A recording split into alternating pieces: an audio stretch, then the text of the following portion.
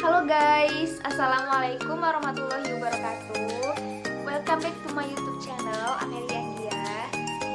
Jadi pada kesempatan video kali ini aku bakal sharing ke kalian tentang kuis yang diberikan oleh dosen aku. Ini nih mata kuliah ekonomi pendidikan guys. Jadi kuis online ini terdiri dari 2 soal. Dan nanti kita bakal bahas soal dan jawabannya. Tapi sebelum kita ke pembahasan jawaban, alangkah lebih baiknya kalian tekan dulu tombol subscribe. Oke guys, langsung aja nih kita bakal bahas tentang kuis online yang diberikan oleh dosen aku. Nah, tapi sebelumnya aku bakal bacain dulu nih soal yang diberikannya. Kemudian baru kita langsung ke pembahasannya.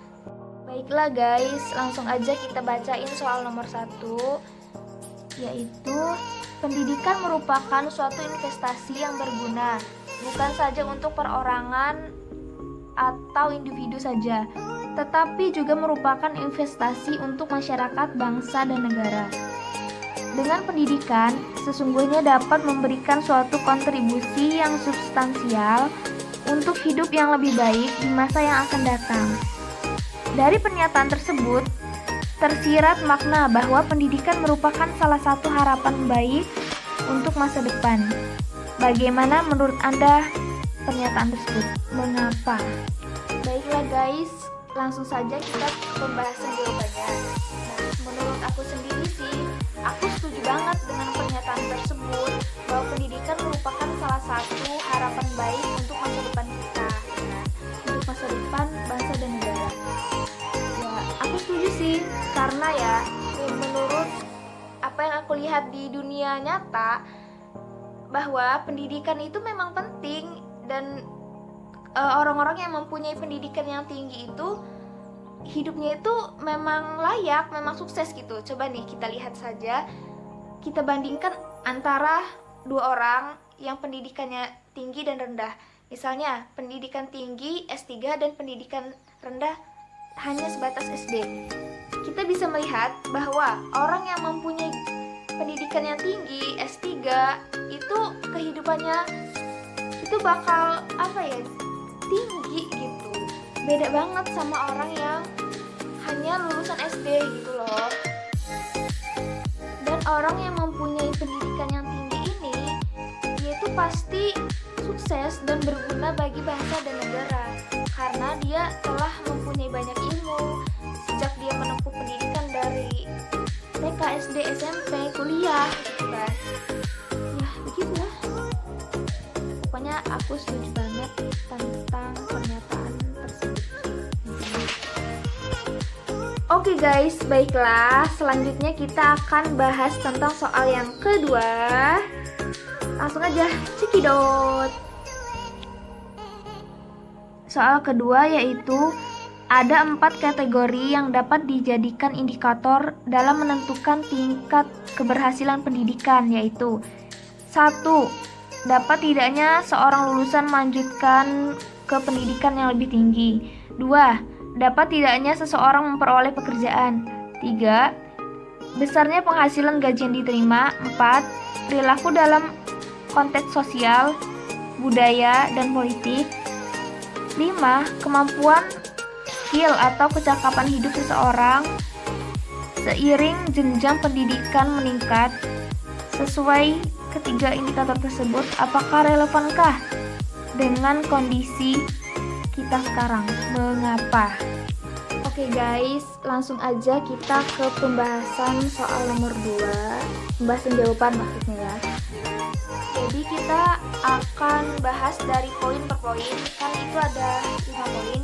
Kita bahas dulu dari poin pertama, yaitu dapat tidaknya seorang lulusan melanjutkan ke pendidikan yang lebih tinggi. Nah, jadi kalau menurut aku sih, indikator dalam menentukan tingkat keberhasilan pendidikan itu ya mereka itu bisa ke jenjang pendidikan yang lebih tinggi gitu. Semakin tinggi jenjang pendidikannya, maka semakin berhasil pula dia dalam menempuh pendidikan tersebut. Seperti itu. Kemudian poin 2, dapat tidaknya seseorang memperoleh pekerjaan. Nah, ini juga akan menentukan keberhasilan pendidikan orang tersebut. Nah, jika orang tersebut mempunyai pekerjaan yang bagus, berarti dia telah berhasil dalam menempuh pendidikannya selama ini. Kemudian poin ketiga yaitu besarnya penghasilan atau gaji yang diterima. Nah, jadi menurutku sih semakin tinggi pendidikan seseorang itu ya semakin besar pula gaji yang akan diterima dia. Misalnya seorang lulusan S1 arsitek, dia mempunyai gaji 10 juta setiap dia menggambar arsiteknya. Dan kita bandingkan dengan yang cuman lulusan SD misalnya ya, dia hanya jadi kuli bangunan gitu. Ya kita lihat saja dia bisa mengumpulkan 10 juta itu dalam beberapa bulan gitu. Sedangkan para arsitek bisa mengumpulkan 10 juta hanya dalam 1 kali menggambar. Jadi poin keempat yaitu sikap perilaku dalam konteks sosial, budaya, dan politik. Jadi menurutku orang yang pendidikannya berhasil itu pasti bakal mempunyai sikap perilaku yang baik, terus bisa bergaul dalam lingkungan masyarakatnya, terus dihargai oleh masyarakatnya karena ilmu yang dia punya, seperti itu.